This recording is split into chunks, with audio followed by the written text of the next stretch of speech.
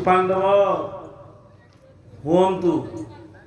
किंबा प्रहलाद हुअन्तु किंबा ध्रुव हुअन्तु किंबा नारद निजे ये समस्ते कोठु सब प्राप्त हेले भगवान को ना साधु संग केମିତି पाइले नारद महर्षि ताको पूर्व जन्म गंधर्व थिले माने जने गंधर्व संतान थिले कौन से अपराध कर्म रे ताकू मध्य गरीब घर जन्म पड़ला से गरीब रे माँ टी पुटी थिले समय भले आसिला दुख रे माँ जीवन यापन कला से पिला तो माँ दुख रे जीवन यापन कला समय एमती आगू चलला एमती आगू चालू चालू चालू चालू चालू दुख दरिद्र जीवन सबुठारु कष्टदायक भिक्षा कला माँ 7 घर 8 घर भिक्षा करती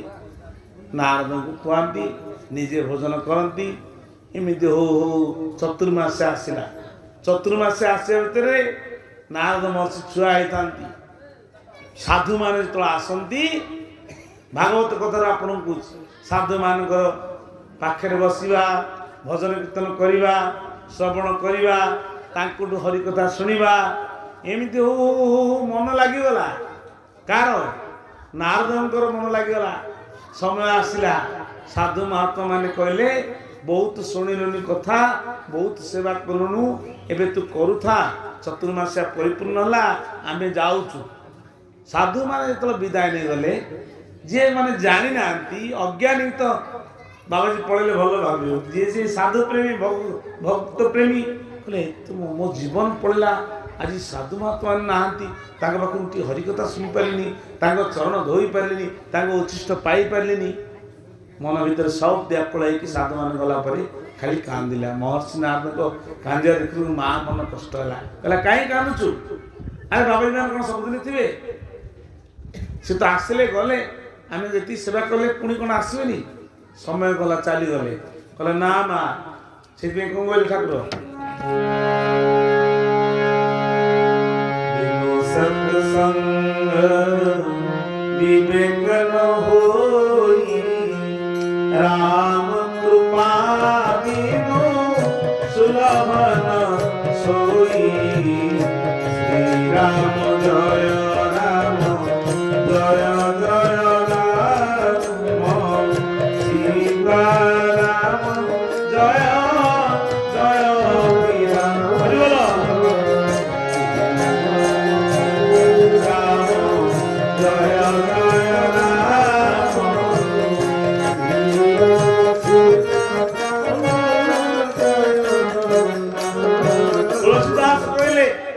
जो लोकर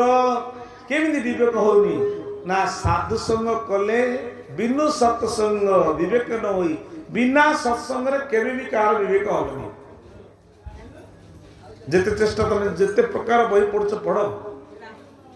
तुम पाठ पढ़ी चाट पढ़ी आगू पड़ेब किंतु ता भीतर यदि आध्यात्मिक ज्ञान न रहा तुमर अधूरा रहा से अधूरा ज्ञान रे मोक्ष हमार प्रश्न नुह से आम 4 प्रकार गुरु कला परे तत्व गुरु तत्व गुरु कौन पे कर ना वास्तविक तुमर एड्रेसटा को देवे सत्संग कला परे विवेक जागृत हो विवेकटा केम जागृत है साधु महात्मा कृपा गला साधु को झुरी झुरी की नारद महर्षि व्याकुल हेले ये व्याकुलता जोगे माँ मन कष्ट है कौन करी पिलाटा खाली साधु साधु महात्मा मान चलीगले केबे आउथरे आसबे हे भगवान को दिन ताकू साधु मान पठांतु समय आसला दिन गला कहला माँटा रही बड़ काल कर माँटा जदि कड़े पढ़ाता मु बाबाजी पचार पढ़ा माँ कहीं पढ़ा ना माँ हूँ माया ए मन आगे कौ पिलार इच्छा माँटा कड़े पढ़े मुझे कड़े पढ़ी कहीं संसार कहले पुअरे तो समय आसो बाहर करदेवी अमुक करदेवी समक करदेवी चुप मु हरि भजन छड़ा किसी करी हेले मन भितर तार व्याकुल थिला माँ दिन समय आईला भिक्षा करने भिक्षा करने भितर बाटर आसला काल सर्प मारदेला ତାଙ୍କର କିଛି ଋଷି କୁମାର ମାନେ ଯାଇ କହିଲେ ଏଇ ନା ତମର ମାକୁ ସାପ ମାରିଦେଲା। ହଁ ସାପ ମାରିଦେଲା, ହେ ଭଗବାନ, ହେ ହରି, ହେ ଶ୍ରୀ ହରି, ବହୁତ ବଡ଼ ଧନ୍ୟ କଲ। ଦେଖିଲେ କିଛି ବାଟରେ ମାଆକୁ ଯାଇକି ଦେଖି ଆଣିଲେ, ଯୋଉ କୁଟୀର ଭିତରେ ଥିଲେ ସେଇ କୁଟୀରକୁ ଟାଣି ନେଇ ଆଇଲେ। କହିଲେ ମା ଯାଅ, ତୁ ମୋତେ ଛାଡ଼ି ଦେଇ ଗଲୁ, ମୁଁ ବର୍ତ୍ତମାନ ଏକା ହେଇଗଲି, ଏକାରେ ମୋ ଭଗବାନଙ୍କୁ ଭଜନ କରିବାକୁ ମୋତେ ସୁଯୋଗ ମିଳିଗଲା। ଯାଉ ସାଧୁ ସନ୍ଥ ମହାତ୍ମାମାନଙ୍କର ସେବା କରିବାକୁ ମଧ୍ୟ ସୁଯୋଗ। ମା ପଡ଼ିଲା ଅର୍ଥ ମାୟା ପଡ଼ିଲା। ମାଆକୁ ନେଇକି ମାଆକୁ ପ୍ରଣାମ କରିକି ସବୁଆଡ଼ୁ କାଠ ସଂଗ୍ରହ କରିକି ତା ଭିତରେ କ'ଣ କଲେ, ସେ କୁଟୀର ସହିତ ନିଆଁ ଲଗେଇଦେଲେ। ମା ତାଙ୍କର ସେଠି ସଂସ୍କାର ହେଇଗଲେ ଆନନ୍ଦ ଗବାର। ତାପରେ ଚାଲିଲେ ଜଙ୍ଗଲକୁ। ଯାଉ ଯାଉ ଯାଉ ଯାଉ ଯାଉ ଯାଉ ସାଧୁ ସନ୍ଥ ମହାତ୍ମା ମାନେ ଭେଟିଲେ। କହିଲେ ଆରେ ତୁ କ'ଣ ତୋ ମାଆକୁ ଛାଡ଼ି ଆସିଛୁ? ନା ଆଜ୍ଞା ମା ଅଛି, ମା ପରା ଚାଲିଗଲା। ମା ଆଉ ଦରକାର ନାହିଁ, ବର୍ତ୍ତମାନ ମୁଁ ନିଷ୍କାମ ଭାବରେ ଆପଣଙ୍କ ସେବା କରିବାର ମୋତେ ସୁଯୋଗ ଦିଅନ୍ତି। ଏମିତି ମହର୍ଷି ନାରଦ ସେବା କରୁ କରୁ କରୁ କରୁ ସାଧୁ ସନ୍ଥମାନଙ୍କର ଉଚ୍ଚିଷ୍ଟ ପାଇବା, ତାଙ୍କ ବସ୍ତ୍ର ଧୋଇଦେବା, ତାଙ୍କ ଲୁଗା ଧୋଇଦେବା, ତାଙ୍କର ସେବା କରିଦେବା, ଯାହା ଫଳ ପୁତ୍ର ଜଙ୍ଗଲରୁ ଆଣିବା, ଦିନ ରାତି 24 ଘଣ୍ଟା ସେବାରେ ଲାଗିଲେ। ମନ ଯେହେତୁ ସାଧୁ ସଙ୍ଗରେ ଥିଲା, ସମୟ ଏମିତି ଆସିଲା ସାଧୁ ସନ୍ଥ ମାନେ ମଧ୍ୟ ଧୀରେ ଧୀରେ ଧୀରେ ଧୀରେ ପଞ୍ଚଭୂତ ଶରୀର ତ୍ୟାଗ କଲେ।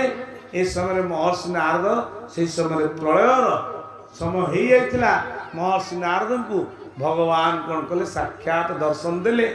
ଯେମିତି ଝଲକଟେ ଦେଇଛନ୍ତି। ତାପରେ ଆପଣ କୁଆଡ଼େ ଗଲେ କୁଆଡ଼େ ଗଲେ କୁଆଡ଼େ ଗଲେ କହିଲେ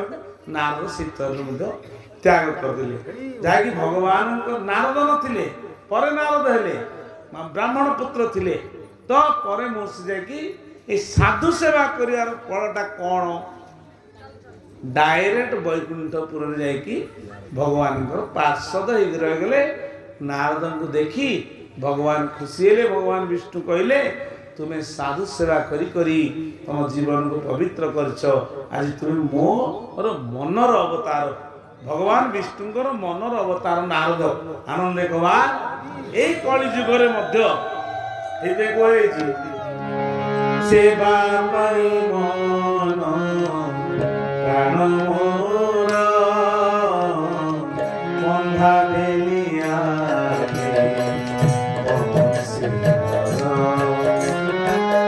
ବାର ରହିବାରୁ